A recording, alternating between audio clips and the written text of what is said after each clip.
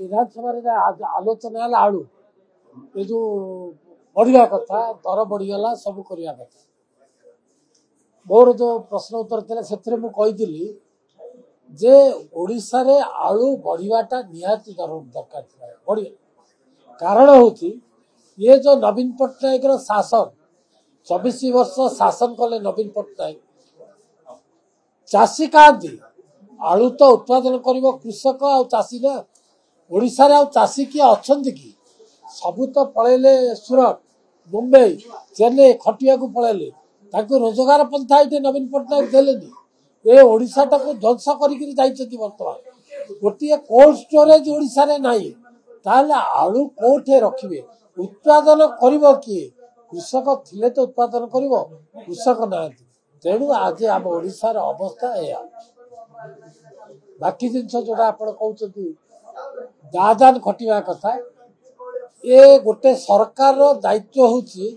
निज लोक को निज गाँव रे हो निज सहर रे हो किंबा निज राज्य रे हो ताकू स्वावलंबी करने कथा नवीन पट्टनायक केबे भी तांकर राजत्व काल रे ओडिशा पई ए सब चिंता करिना कारण ओडिशार पाणीपाग ओडिशार लोक एथिरे से बढ़ी ना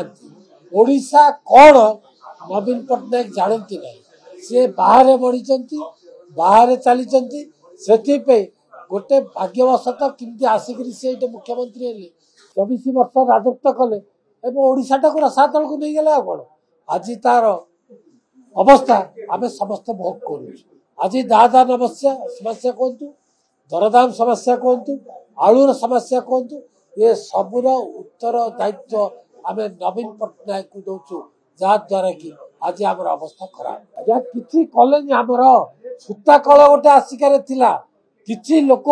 से कम करते से सूता को बंद करदे बिक्री करदे कौन करू आज्ञा शासन